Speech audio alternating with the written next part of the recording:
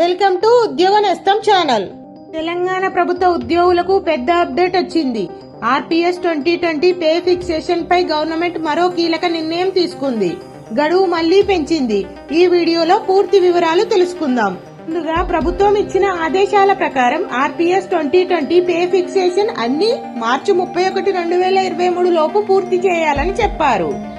కానీ చాలా మంది ఉద్యోగులు పే ఫిక్సేషన్స్ ఇంకా పూర్తి కాలేదు.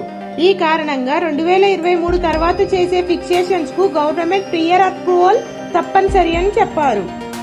ఇప్పుడు తాజా సర్క్యులర్ మార్చి 26, 2026 ప్రకారం జనరల్ అడ్మినిస్ట్రేషన్ డిపార్ట్మెంట్ సూచనలతో గడువు మరోసారి పెంచాలని నిర్ణయం తీసుకున్నారు.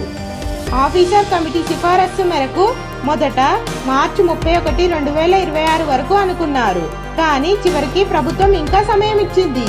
ఇప్పుడు ఫైనల్ గా ప్రభుత్వం చెప్పేది ఏమిటంటే 30 సెప్టెంబర్ 2026 వరకు పే ఫిక్సేషన్స్ పూర్తి చేయాలి. అంటే ఇప్పటికీ పెండింగ్ లో ఉన్న వాళ్లకు ఇది లాస్ట్ ఛాన్స్ లాంటిది.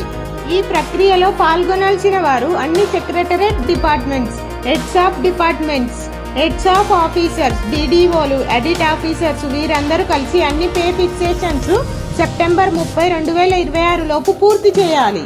ఒక ముఖ్యమైన విషయం ఏమిటంటే పే ఫిక్సేషన్ చేస్తే సరిపోదు, ఎలిజిబిలిటీ వెరిఫికేషన్ తప్పనిసరి. అంటే ఉద్యోగి అర్హత ఉందా, రూల్స్ ప్రకారం సరైనదేనా అన్ని చెక్ చేసి ఫైనల్ చేయాలి.